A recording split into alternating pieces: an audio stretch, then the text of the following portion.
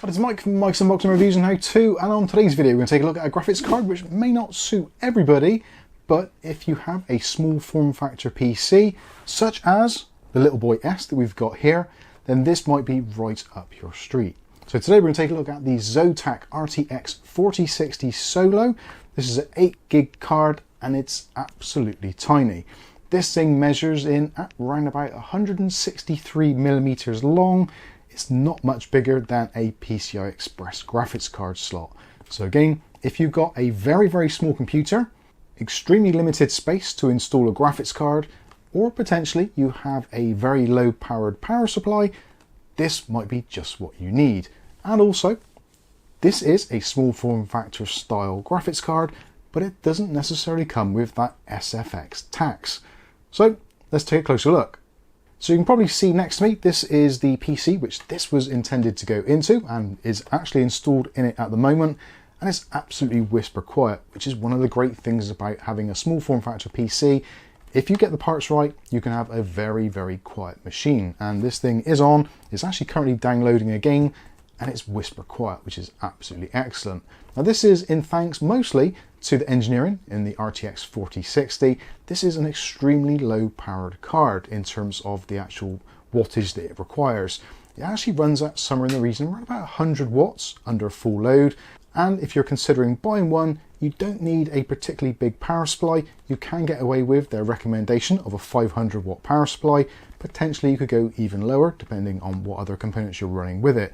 So again, in the world of small form factor PCs and SFX power supplies, which are generally, well, let's face it, pretty darn expensive, you can actually save a few quid by getting a lower powered SFX power supply and still be able to run this very easily indeed.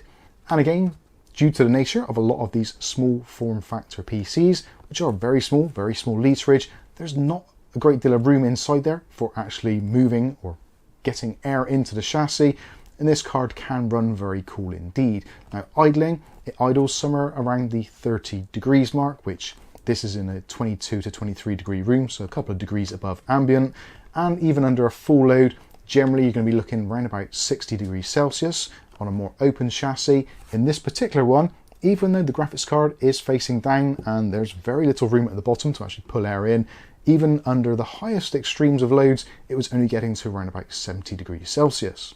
Throw that in with actually a very nice profile sound signature to the fan which is built in, which is quite a large fan considering the size of the graphics card. This all makes to be a very quiet, very powerful, and very tiny graphics card indeed. So with all that out of the way, let's take a look at the packaging. So this is from Zotac Gaming. This is actually purchased by us, but we have our own funds for this little mini PC.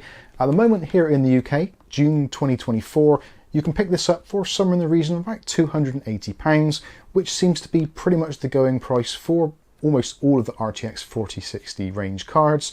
So like I said earlier, even though this is a very small form factor type graphics card, which you would normally pay a premium for, it's basically the same price as the kind of dual fan and triple fan versions available on the market from other manufacturers such as MSI, Asus, etc. So this is a 8GB card, as we can see there. Also supports the Zotac Firestorm software. Of course, if you want to, you can use things like MSI Afterburner, should you wish to, or you can use nvidia's own tools. Also supports DLSS and also frame generation, which is going to be really helpful for some of those newer titles. Also obviously supports ray tracing, as this is part of the 4000 series, and I'm happy to say that even using ray tracing on some of the games we'll be testing later, it actually still plays pretty darn well and doesn't really get bogged down by it, which you'd expect for a slightly lower end graphics card in the 4000 series. And of course, as with pretty much all modern NVIDIA cards, it supports all of the cool things in the NVIDIA Studio and also in the NVIDIA software. So whether or not you're going to be doing maybe a little bit of light video editing, gaming, studio work, recordings, you want to get rid of noise from your microphones, etc., all of those cool features are enabled straight out of the box. As it says there on the back, it is super compact and it will fit into 99% of systems. I would probably edge it a little bit higher, like 99.9% of systems. This particular PC is only 9 inches tall by about 8 inches deep and about 6 inches wide, and it still fits in there relatively easily. So I think you're going to struggle to find a PC that it doesn't actually fit into. It supports all the usual features, so PCI Express Gen 4, although it is only on a ×8 bus. So if you are thinking about motherboards, make sure you get one with PCI Express Gen 4 on the graphics card slot, otherwise you will find it a little bit more limiting than it could otherwise be. And talking of those specs, let's go through a quick rundown of the specifications. It's not overly spectacular, but it's a small card. What would you expect? So we're looking at a 128-bit bus on here. The memory is running at 17 gigabits per second. And we've got boost clocks of, they're saying 2460, but in testing, and as you'll see from the footage a little bit later, generally it will get up to the 2600, 2700, and of course you can, if you want to, overclock it a little bit in MSI Center or Zotac's own software. The GPU itself has 3072 CUDA cores, which, if you're into video editing, you'll know how important those are, especially for things like Adobe Premiere, or maybe if you're getting into some of those AI loads, language model learning, all that kind of stuff, CUDA cores do become advantageous in there. As we know, nvidia is leading the push at the moment with AI technology. We've also got the 4th gen Tensor cores and 3rd gen RT cores. We've got support for HDMI 2.1a and also DisplayPort 1.4a. And a very cool feature, which you don't often see on modern NVIDIA graphics cards, is the fact this can use a standard 8-pin power plug. So your normal PCI Express power plugs, you don't have to worry about using one of the new 12-volt high power connectors, which again, if you're in a small form factor build, getting those cables in and not having those terrible radius bends on the cables is going to be basically impossible. So the fact they've gone with the PCIe 8-pin connector, I think is a very, very sensible move indeed. And also it opens up a lot of possibilities for using with slightly older power supplies which don't natively support PCI Express Gen 5 connectivity. When you get the card and you open up, there isn't a great deal of accessories inside, so you get the usual stuff. So you get an owner's manual. There is also a little Zotac statuette out of cardboard which you can put on your desk should you wish to. But other than that, that is pretty much it. You get the graphics card itself, which you've probably been seeing from lots of B-roll. Now I was going to have the graphics card here so I could hold it in my hands and show you, but actually trying to get it into this case and removing it is it's a lot of hassle. So you'll have to make do with the B-roll, and also you'll have to make do with some of the game footage you'll see very shortly. The graphics card itself, like I said, around about 163mm in length. It does take up 2 slots, no more than 2 slots, so it's absolutely fine with that. It is a very compact card. I think it looks really, really nice. It's got some really nice textures on there. And the heat section, in terms of the cooling, got a really nice fin stack on there. You've also got dual heat pipes in there, and all of the sort of sensitive components do have thermal pads on them. And for those of you that are wondering, I have actually measured the thermal pads in case you ever want to swap them out or change them. So you're using 2mm thermal pads throughout, so you don't have to worry about getting different sizes. And the thermal pads they've actually put in there do seem to be of a very high quality, albeit extremely sticky. Again, looking at the bare PCB, you can see the memory layout, you can see the graphics card, you can see all the components on there. It's all been laid out very neatly and tidily, and again, it does fit into that extremely small form factor. Now you're probably thinking, well, that's all well and good, Mike, but is it actually any good, and does it perform as well as a regular 4060? Well, let's head into some of the benchmarks and we'll take a look. Okay, so let's start off with some of the synthetic benchmarks. So we'll start off with 3D Mark Time Spy. So this gets a score of 10,342 points, which is showing as good, and is pretty much what you'd expect to see from this particular card. The graphics score was split down to 10,645 points, with a CPU score of 8,909 points. Now this is actually running with an Intel i5 12400F on an ITX motherboard, so it's only an H610, so it isn't really the best board or actually the best processor to be pairing with this. I would have liked to have something a little bit stronger, but again, I think a lot of people who potentially are building SFX or small form factor builds, this is actually going to make a lot of sense to them. Next up, we've got Port Royal, and this gets a score of 6,040 points, which again is coming up as good, and as yeah, pretty much average what you expect to see for an RTX 4060, so that's all good. We've got an average test score of 27.97 frames per second. Not outstanding, but certainly acceptable. Moving on to the slightly newer Steel Nomad. This is a little bit more taxing on the GPU, but we did get a score of 2309, which is being described as great. So happy days, like that a lot. And the average frames per second was 23.9. Next up, we've got the Firestrike score. So Firestrike scored 23,623 points. That's given us a graphics score of 29,309 points, a physics score of 22,577 points, and a combined score of 9,904 points. Basically giving us a kind of average of around about 105 FPS.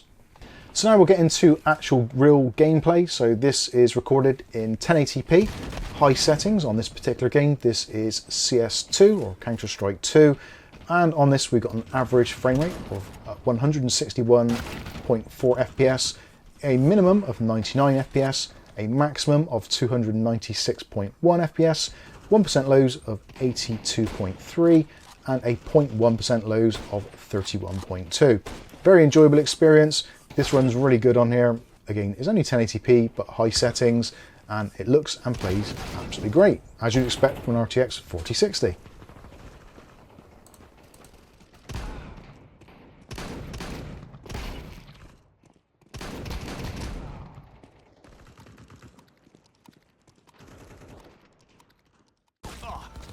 Next, we've got Cyberpunk 2077. Now, I did actually start doing this in 1080p with just the high settings, and it was pretty much okay. I thought I'd try and stretch its legs a little bit, give it a little bit more pressure, and then I turned on RT Low preset and also enabled frame generation. With the frame generation on, this does actually improve quite significantly on here. Previously, we were getting averages in the sort of 70 to 80 FPS, whereas with frame gen on, we've got an average of 111 FPS, minimums of 65 FPS, and a maximum of 141 FPS. Very playable, actually looks really good. I didn't think the RTX 4060, especially this small form factor one, would be able to play this as well as it did. Next up, a slightly older title, but still one which is moderately taxing. So this is Far Cry New Dawn, 1080p with the high settings. We've got an average frame rate here of 117.9, minimum of 35.4, maximum FPS of 174.2, 1% lows of 53.4, and a 0.1% low of 32.5. Again, very playable, looks great, no problems at all, and actually remains relatively cool as well, somewhere in the region of about 60 degrees Celsius.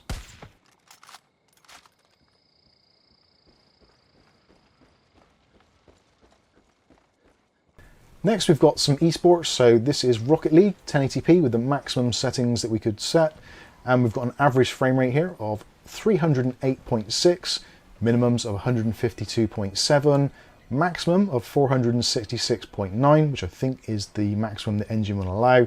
And we've got 1% lows of 136.7 and a 0.1% low of 58.7. So regardless of what you're doing here, even with the slight stutters you may get occasionally, it still stays around that magical 60 FPS, but generally you're going to be looking around about 300.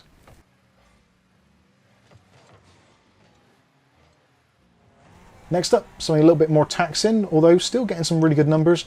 This is Wreckfest. This is 1080p in the Ultra preset.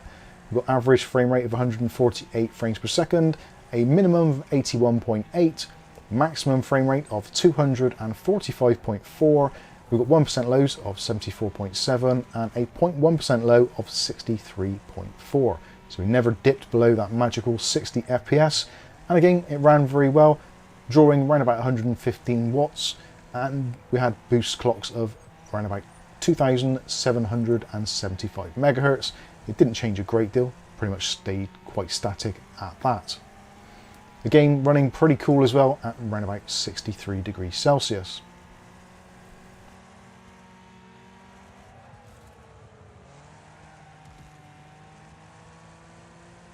And the last one for this particular round, so we've got Microsoft's Flight Simulator 2020. This is running at 1080p. We're in DirectX 12 beta mode, and we're also using DLSS with frame generation enabled, one of the presets which is actually in the DirectX 12 version. And with that, we're getting an average of 137.6, minimums of 94.3, maximum frame rate of 156.4, 1% lows of 76.7, and 0.1% lows of 46.3. So this is me coming into land at the airport at Toronto. Very nice, very smooth. It actually feels very smooth indeed. I think this is one of the titles where frame generation and DLSS actually works extremely well indeed. Yeah, very, very pleased with this. And again, it's using very, very low wattage. We're looking around about 100 watts, 115 watts is the maximum. The TDP for the card is about 115, 120. So yeah, it's not using a great deal of power and giving you a lot of performance. Very similar to what you'd get from a 3060 or 3060 Ti in some instances, but for almost half the power envelope. Not bad at all.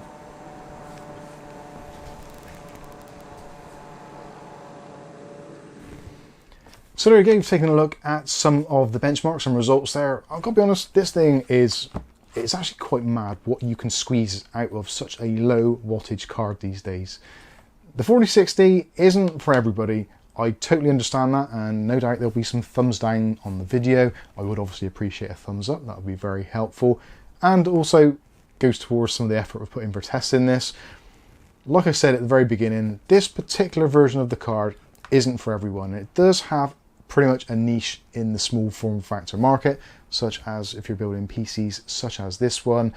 That is one of the things I do like about Zotac Gaming. They've always been one of those companies which have kind of stuck to their guns and gone in with the small form factor graphics cards wherever possible. And as far as I know at the moment, this one is actually the smallest 4060 you can get on the market. So if you are extremely tight on space and perhaps you're a little bit tight on cash and you can't quite stump up the money for a 4070, I think it's actually a really good shout, and of course it does absolutely sit power. So if you're someone who is a little bit power conscious, either for your power supply or just in general for the bills, then I think this is actually a pretty decent option. Now of course, for around about £300 on the market here at the time of filming, which is June 2024, there's a ton of options, and you could always go for something used, maybe from gpus.co.uk.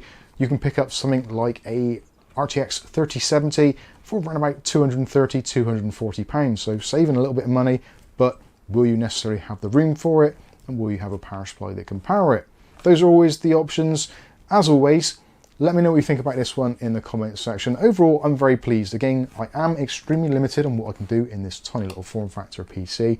So there are some kind of things I've had to take into consideration. I would have liked a larger card, if I'm completely honest with you, spending this sort of money.